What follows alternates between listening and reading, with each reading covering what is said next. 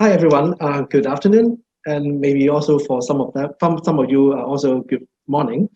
I would like, I guess most of you, if not all, are working in higher education institutions or research institutions, and mostly quite a considerable sum of our budget is coming from the government. So, as the policymaker, the government typically needs to show the taxpayer that every penny is well spent. So, government will have a lot of assessment mechanism to ensure that investment in education is worth it. So today we will share the experience in the research assessment exercise 2020 in Hong Kong and how we handle it with the help of Pure. So I'm Roger and Alice. In this presentation, we will briefly introduce CTU University of Hong Kong and our Pure implementation, which we call it CTU Scholar. Then we will mention the background and our challenges about the research assessment exercise 2020, and then we'll share with you about our solutions to the RE exercise based on Pure. So CTU comprises 10 colleges and schools. We have the College of Engineering, we have the School of Law, and we also have a College of West School. So our curricula are designed to promote knowledge creation, original discovery, and innovative thinking by integrating teaching and research at all levels. We are dynamic university that established in 1994, and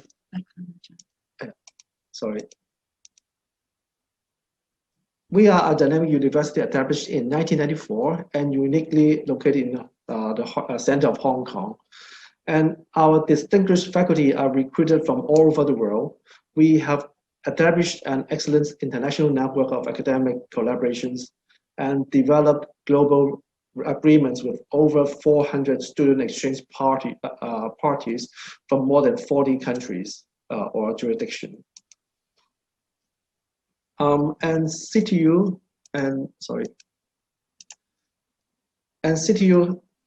has performed strongly in international ranking. According to the QS World University Ranking released just in June 2020, CTU is ranked 48th globally. And this is the front page of our CTU Scholars using the Pure's custom portal. We show the most cited publications and also the news about our research on our portal. And CTU Scholar is built on Pure, bundled with a custom Pure portal. It aggregates CTU's research information, such as the grants, project grants, patents, etc., from numerous internal sources in a central repository that provides a single source of truth on a timely basis. Our library will also help our researchers harvest their outputs from the public research databases regularly to ensure that CTU scholars' research output are comprehensive enough. The research output imported from various sources will be validated by our library to ensure the information in CTU scholars is trustworthy and reliable. Any data correction needed will be fed back to the relevant databases. So the research information in the single source of truth facilitating various vital activities in CTU, including we could showcase our research excellence to the world, and also we're facilitating the open access, our HR processes, our data and analysis, and also internal reporting. And also very important is it helped a lot of the regular reporting to the government assessments, which save us a lot of time. And also this kind of assessment affect a lot about the amount of research funding received from the government. So today I will share with you about CTU, how CTU using Pure platform to fulfill the needs of the government assessment. So let's take the research assessment exercise 2020 as an example.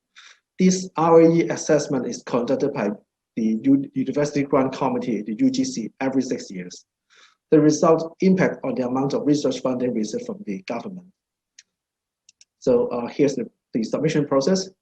Each researcher was required to select 4 best papers among those published in the past 6 years for the submission. And the researcher were also required to provide some predefined metadata and full text of selected output for the assessment. Our supporting units, including research office, library, IT, are required to consolidate and verify the submitted data and then generate the interface files according to the UGC requirement for the submission. We encountered many challenges during this process. For example, for researcher, 6 years is a very long time, and researchers may have already published many publications. So it's time consuming for researchers to collect or gather all the outputs within the past 6 years for review. Furthermore, the eligibility of the research output defined with UGC is not straightforward. You have to pick the publication very carefully. For example, the earliest published date, no matter it's an online published date or the published date of print, you have to define the earliest published date first, so that it must be within the reporting period. The selected output must be classified as one of the predefined output categories.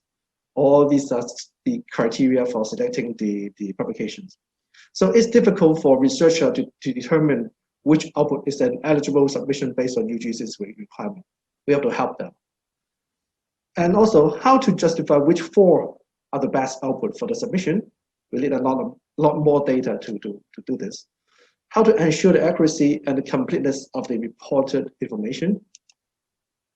On the other hand, for the supporting units point of view, how we could categorize the submitted output under the UGC output classification scheme. UGC require much metadata for the submitted output. Some of them are not trivial. For example, especially when we involve the international collaboration involving the cross-disciplinary researcher, then that's not trivial. Also, the UGC requires us to generate the files of submission according to their predefined format, and also using their predefined code list. And also how to avoid co-authors duplicated the submission for the same paper. And also we also need the full text of the selected publication. They are required for the assessor's review. And also we have to clear the copyrights before we upload the publication to the system for assessment. So we have to complete the copyright clearance for thousands of publications within a short period of time. So also because the time frame of the whole submission process is very tight. For example, last time UGC released the requirements in February 2019, but the submission deadline was December 2019. So it's a very short period of time. We have to develop a system to handle all this, and also the user has to do it. It's vital to ensure that the seamless data flow between different support units to make the exercise success. So instead of researcher to input everything from scratch, we make use of the CityU Scholar information, and then based on UGC criteria for the initial screening. So in order to facilitate the researcher to locate the best research, we collect all the information from our single source of truth, the CityU Scholar, and then pass to a homegrown system to handle the submission process, so that our researcher can start to select their publication from based on various metrics information that we collect for them. And also they could provide the supplementary information in the homegrown system for the submission. And our research office could consolidate and verify the submitted data. And finally, we could transform all the information into the UGC format so that we could upload to the system, to UGC system. So I will stop here and pass the stage to Alice. Alice will share with you with more detail. Yeah, thanks, Roger. Right, so as Roger's mentioned, CityU Scholars is the single source of truth to support the university's different purposes say like reporting, showcasing. And in the Pure backend, we collect not just our faculty's publications at CityU, but their prior publications from the other institutions as well. So this fits the needs for the research assessment exercise, which covers researchers' publications for the past 6 years, no matter the publications are from CityU or not. So, but then when we showcase the publications on our custom portal, we found it necessary that we make it clear in order to be fair to the other institutions. And thanks to Pure Sale model, which enables us to filter the research output records by its origin. So on our faculty's public profiles, the CityU and non-CityU publications are showcased in 2 separate groups. So we hope that by the time when we migrate to the standard portal in the future, we can still have this feature. Well, pardon me for sidetracking a little bit. Let me come back to the research assessment exercise. Records in our Pure backend are verified by the library as with quality metadata as explained by Roger just now. And making use of Pure's API, we filtered eligible records according to the UGC's requirements and output types, and then extract them to the homegrown RAE submission system. And in CityU Scholars, we have collected more than 100,000 research output records within a couple of years, and out of which around 37,000 eligible records were extracted from Pure to the in-house RAE submission system for selection by faculty. And this saved much of the time. And future collected records, of course, will be used for the next RAE exercise. And in the in-house submission system, we have added in different article and journal level metrics to help our researchers to make the best choices for submission. And Pure's data model is comprehensive.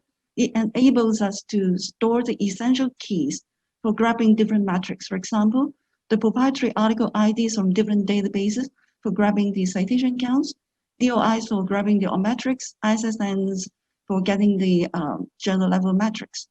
In fact, some of the metrics are readily stored in Pure, but then the API somehow doesn't allow us to retrieve them. So it would be great that this can be enhanced.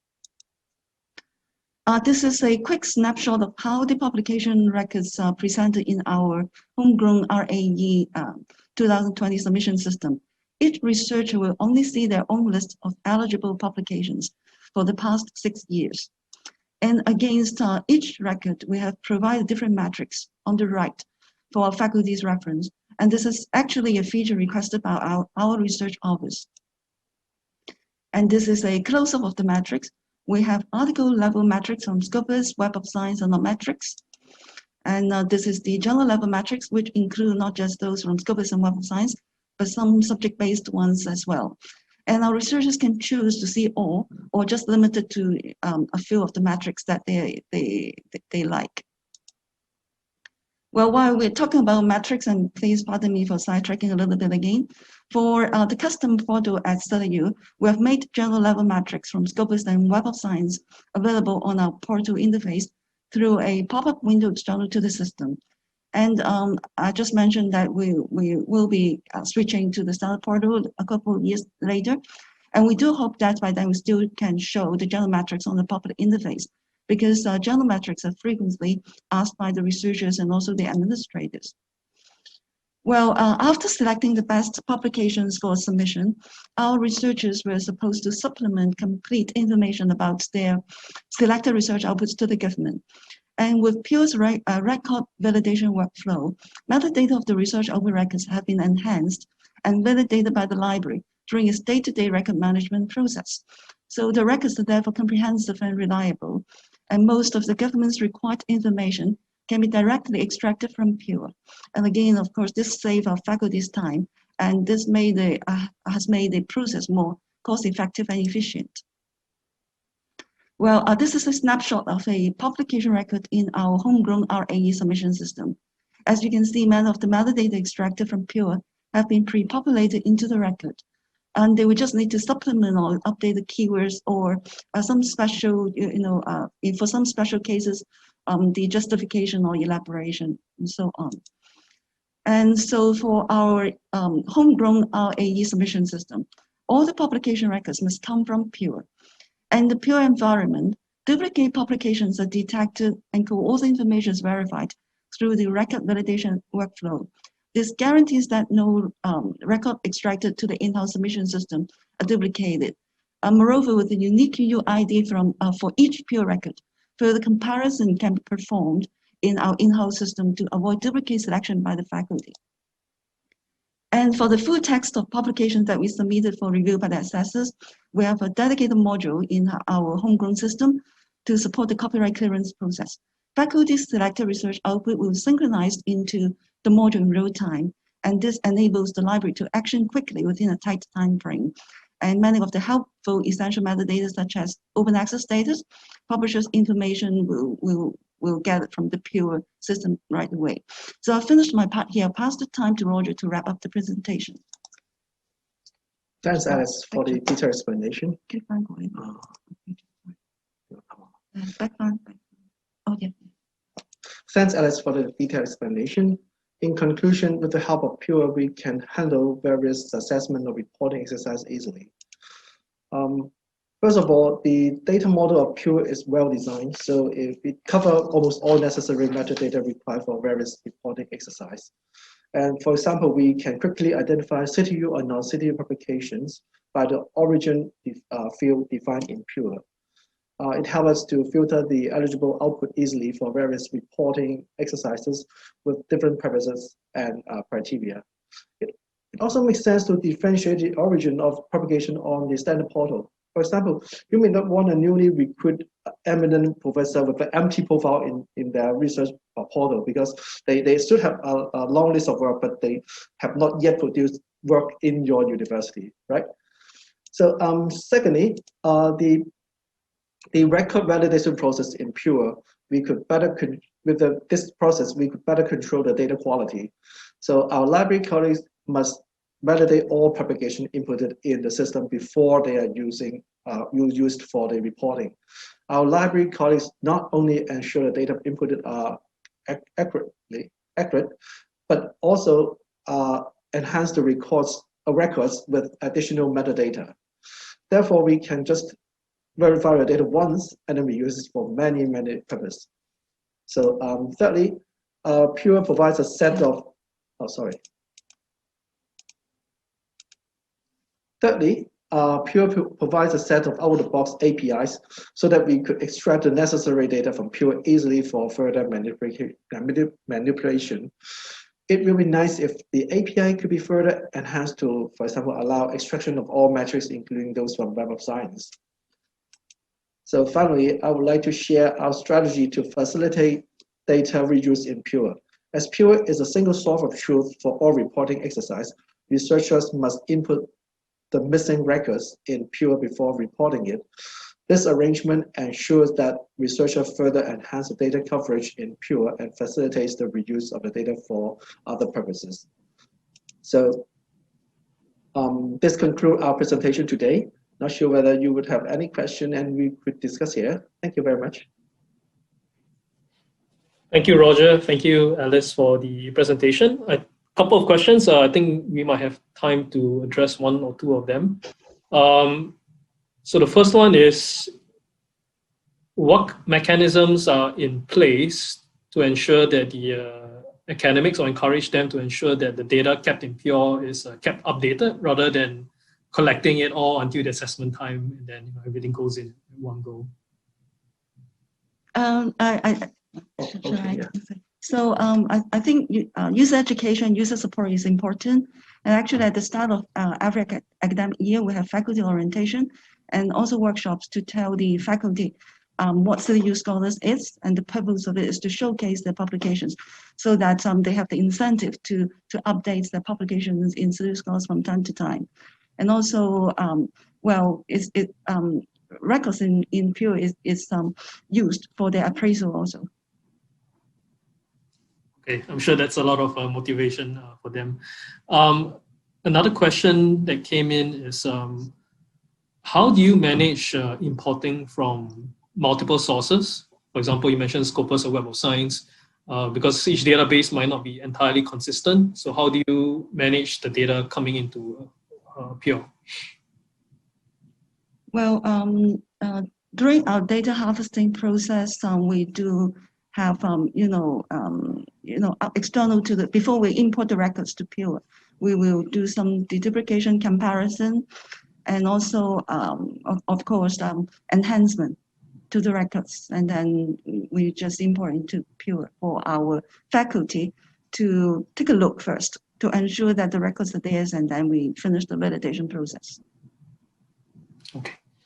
All right, we are on time. Thank you so much, Roger and Alice, and I'm sure the product team is also listening to your suggestions for the improvements to the API. Maybe they'll cover it later during the roadmap as well. Thank you very much for your time. I'll move on to the next presentation.